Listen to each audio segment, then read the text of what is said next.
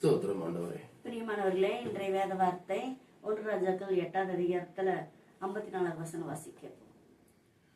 Solomon கர்த்தரை நோக்கி இந்த ஜெபத்தையும் வேண்டுதலையும் எல்லாம் செய்து முடித்த பின்பு அவன் கர்த்தருடைய பலிபீடத்திற்கு முன்பாக தன் கைகளை வானத்திற்கு நேராக விரித்து முழங்கார் படியிட்டதை விட்டெழுந்து நின்று கொண்டு இஸ்ரவேல் சபையை எல்லாம் ஆசீர்வதித்து உரத்த சத்தத்தோட சொன்னது, தாம் வாக்குத்தத்தம் பண்ணியபடி எல்லாம் தம்முடைய ஜனமாகிய இஸ்ரவேலுக்கு இளைப்பாறுதல் அருளின கர்த்தருக்கு ஸ்தோத்திரம்.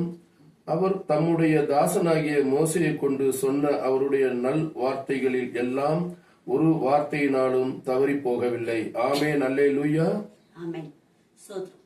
இந்த நாள்ல கூட தேவன் நமக்கு பெரிதான ஆசீர்வாதத்தை கொடுத்திருக்கிறார். ஆமென், அல்லேலூயா. இந்த நாள்ல நம்ம எப்படி ஜெபிக்கணும் அப்படிங்கறத நம்மள தாழ்த்த சொல்லி இருக்கிறார். ஆமென், அல்லேலூயா. நம்ம சாலோமன் முழங்கால் படியிட்டு வானத்துக்கு நேராக 2 கையை ஏந்தி அவரை தாழ்த்தி இருக்கிறார். ஆமென், அல்லேலூயா. தாழ்த்தினால தேவன் உரத்த சத்தத்தோடு உன்னை ஆசீர்வதிப்பேன் என்று சொல்லி இருக்கிறார். ஆமென், அல்லேலூயா. ஏன்னா வாக்குத்தத்தம் செய்த தேவன் உண்மையுள்ள தேவன். ஆமென், அல்லேலூயா. ஏன்னா அவர் ஒவ்வொரு வாக்கு தத்தமும் நம்மளுக்கு செயல்படுகிறது. ஆமென், அல்லேலூயா. அப்ப என்ன செய்யணும்? நம்மளை தாழ்த்தணும். ஏன்னா சபைகளை நான் ஆசீர்வதிக்கிறேன்னு சொல்லி இருக்கிறார். அப்பனா சபையில் மட்டுமல்ல, ஒவ்வொரு இடத்திலையும் நம்ம முழங்கால் படியிட்டு நம்மளையே நம்ம தாழ்த்தும் போது தேவன் அங்க வெளியரங்கமாக காட்சி கொடுப்பார். ஆமென், அல்லேலூயா. இந்த நாள்ல கூட நமக்கு ஒரு அற்புதம் நடக்க மாட்டேங்குது, நமக்கு ஒரு அதிசயம் நடக்க மாட்டேங்குது. தேவன் எல்லாரோட பேசுறேன்னு சொல்றாரு. காதுல சத்தம் கேக்குங்கிறாரு, இருதயத்துல சத்தம் கேக்குங்கிறாங்க, வசனத்து வழியா பேசுவாரு. பாடல் நமக்கெல்லாம் ஒண்ணுமே புரிதல் வர மாட்டேங்குது. நமக்கு சத்தம் கேட்கலையே, காதலையும் சத்தம் கேட்கல, இருதயத்திலும் சத்தம் கேட்கல. தேவன் பேசுறது எப்படி அறிந்து கொள்ளுகிறது? யாராவது இதுல நீங்க நினைத்திருந்தீங்கன்னா இந்த நாள் இந்த வார்த்தை நமக்கு தான். ஆமென், அல்லேலூயா.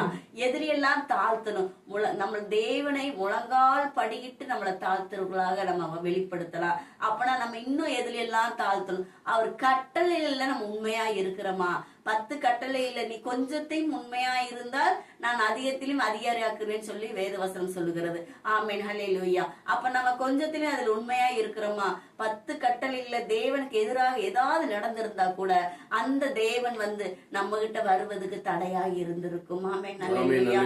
அப்ப அந்த 10 கட்டளையிலும் நம்ம எதிரியெல்லாம் குறைபாடா இருக்கிறோம் அப்படின்னு சொல்லிட்டு கூட நம்ம இந்த நாள்ல கூட ஆராய்ந்து நம்மளையே ஆலோசித்து பார்க்கலாம்.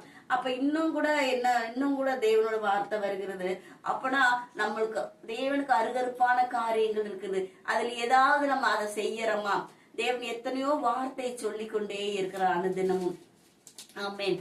அப்ப அது போல நம்ம ஒவ்வொரு சூழ்நிலையும் தேவனோட வார்த்தை வரும்போதெல்லாம் நம்ம ஆலோசித்து பார்க்கணும். நம்ம முறுமுறுக்கிறோமா, கோவப்படுறோமா, எரிச்சல் படுறோமா, பிறரை காயப்படுத்துறோமா, நம்ம எல்லா குடும்பத்துல அனைவரோடும் ஐக்கியமா இருக்கிறோமா, இல்ல வெளியில எல்லாரோடும் நம்ம பகை இல்லாம வாழ்றோமா? அப்படி எல்லாம் நம்ம ஏதாவது நம்மளை மாத்திக்கிற சூழ்நிலை இல்லாம இருக்காது. அதையெல்லாம் நம்ம மாத்திக்கும் போது தேவன் நம்மளுக்கு காட்சி கொடுப்பார். சாலோமேனுக்கு காட்சி கொடுத்தது போல நம்மளோடு தேவன் அனுதினமும் பேசுவார். நம்ம இருதயத்துல சத்தம் கண்டிப்பாக கேட்கும். நம்ம முழங்கால் படியிட்டு வேதத்தை வாசித்து அவர் சமூகத்துல அமர்ந்து, ஏன்னா அவர் நம்மளோட இருதயம் அவரோட ஆவியும் கனெக்ட் ஆகும் போது கண்டிப்பா பேசுற சத்தம் கேட்கணும். அப்பதான் நம்ம என்ன செய்யணும்? இருதயத்தை சுத்தமா வைத்துக் கொள்ள வேண்டும். ஏன்னா ஆலயத்துல இருதயமே ஆலயம் சொல்லுகிறார். அப்ப ஆலயத்தை நம்ம எத்தனை பேர் பரிசுத்தமா வச்சுக்கிறோம்? இந்த நாள்ல கூட ஒவ்வொரு கிறிஸ்தவ மக்களா இருக்கட்டும், மத்த யாரா இருந்தாலும் அந்த இருதயத்துல நிறைய குப்பைகள் தூசியா இருக்கிறது. ஆமென், அல்லேலூயா. அந்த குப்பைய தூசிய எப்படி நம்ம சுத்தப்படுத்தணுங்கிறது கூட சின்ன ஒரு வார்த்தை கூட இருக்குது. அது என்ன வார்த்தைன்னா, ஒரு பேரனை கூட ஒரு பையனை போய் நீ படின்னு சொல்லுவாங்க. அப்ப அந்த பையன் கேட்க எதுக்காக படிக்கணும் அப்படின்னு எல்லாம் அவங்கள கேட்டுக்கொண்டு இருப்பாங்க.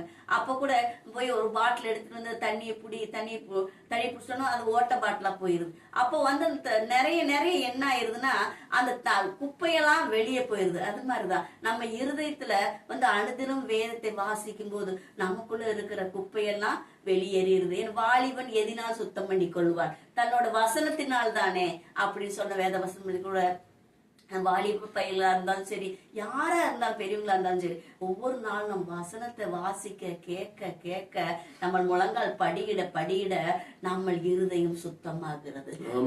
நம்ம இருதயம் சுத்தமாகும் போது ஆலயத்தில் தேவன் வந்து வாசம் செய்கிறார், நம்மளோடு பேசுகிறார், தரிசனத்தை கொடுக்கிறார். ஆமென். அல்லேலூயா.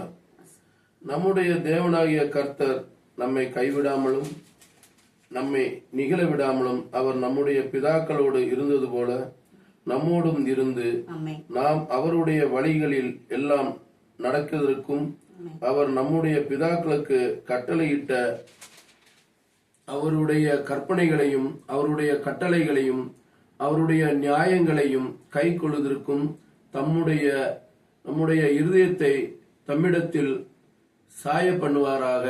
ஆமென். அல்லேலூயா.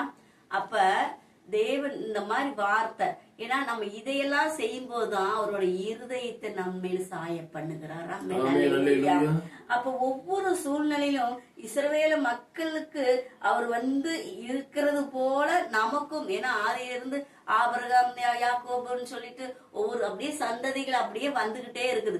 அப்படியே அவங்களோட இருந்த மாதிரி, ஈசாக்கோடு இருந்த மாதிரி, எல்லாரோட இருந்த மாதிரியும் நம்மளோட இருப்பேன்னு சொல்லுகிறார். ஆமென். அல்லேலூயா. அப்ப அவர் இருதய சாயணும்னா நம்ம இருதயத்தை எப்படி வைத்துக் கொள்ள வேண்டும் தேவன் இந்த நாள்ல கூட பேசுகிறார். ஆமென். அல்லேலூயா.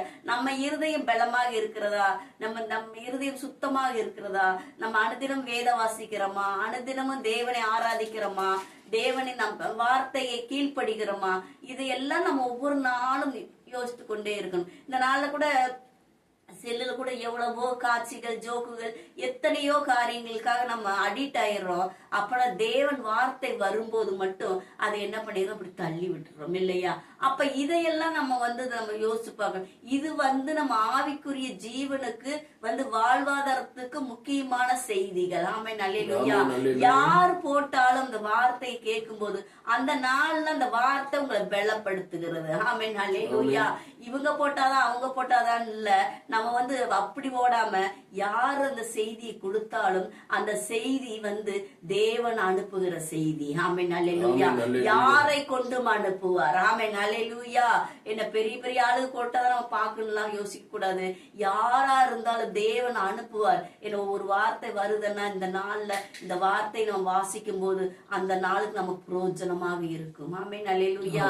இந்த நாள்ல இந்த வார்த்தை கடந்து வருது. இந்த நாள்ல ஆண்டவர் நம்மளோட என்ன பேசுறார், இருதயத்தை உண்மையில் சாய்ப்பேன்னு சொல்லுகிறார். அப்ப நான் இருதயத்தை சாய்க்கணும். நம்ம இருதயம் எப்படி இருக்க வேண்டும், நம்ம இருதயம் பரிசுத்தமாக இருக்க வேண்டும். நம்ம இருதயம் யாரும் தூசிக்காமல் நம்ம இருதயம் தேவனை நோக்கி இருக்க வேண்டும், கனெக்டாக இருக்க வேண்டும். ஹல்லேலூயா. தேவனை நோக்கி அவரை நோக்கியே சிந்திக்கும் போது கண்டிப்பா தேவன் நம்மளோடு பேசுவார். அவரை இருதயத்தை நம்ம மேல் சாய்ப்பார். அவர் நம்மளோடு ஒவ்வொரு காட்சியும் ஒவ்வொரு தரிசனத்தையும் கொடுப்பார், நம்மளோடு பேசுவார். இந்த நாள்ல கூட நம்மளுக்கு பெரிதான ஆசீர்வாதத்தை கொடுத்திருக்கிறார். இந்த வார்த்தையின்படி நம்ம தியானிப்போம். அது போல இந்த வார்த்தைக்காக ஜெபித்துக் கொள்வோம். சோதராண்டவரே தகப்பனே, இந்த நாள்ல கூட தகப்பனே கர்த்தாவே சோதரிக்கிறோம் அப்பா. தகப்பனே 1 ராஜாக்கள் 8வது அதிகாரத்துல ஆண்டவரே ராஜா சோதரிக்கிறோம். நாங்க தானிக்கிறோம் ராஜா. இந்த வார்த்தையின்படி ஆண்டவர் இந்த ஆசீர்வாதம் எல்லாம் உரத்த சத்தத்தோடு நீங்க ஆசீர்வதிக்கிறீங்க. இந்த சாலோமனுக்கு ஆசீர்வதித்தது போல நாங்களும் ஆண்டவரை முழங்கால் படியிட்டு ஒவ்வொருவரையும் தாழ்த்துகிறோம் ராஜா. நாங்கள் எங்களை தாழ்த்துகிறோம் ஆண்டவரை. தாழ்த்தும் போது எங்களை உரத்த சத்தத்தோடு எங்களை ஆசீர்வதிக்கும்படிக்கு ஜெபிக்கிறோம் ஐயா. யாரெல்லாம் பார்த்து கொண்டு கேட்டுக்கொண்டு இருக்கிறாங்களோ அவங்களுக்கு இந்த வார்த்தை கடந்து சென்று அவர்களை ஆசீர்வதிக்கும்படி நாங்க ஜெபிக்கிறோம் ஐயா. ஆசீர்வாதத்தை கொடுப்பது நீர் ஆண்டவரே. ஆண்டவர் ஒவ்வொரு ஆசீர்வாதத்தையும் எதிரெல்லாம் குறைவோடு இருக்கிறார்களோ அந்த குறைவுகளெல்லாம் நிறைவாக்கும்படி இயேசு கிறிஸ்து நாமத்துல நாங்க ஜெபிக்கிறோம். ஆசீர்வதிங்க ராஜா. ஜீவனுள்ள நல்ல பிதாவே. ஆமென். அனைவருக்கும் சோத்திரம்.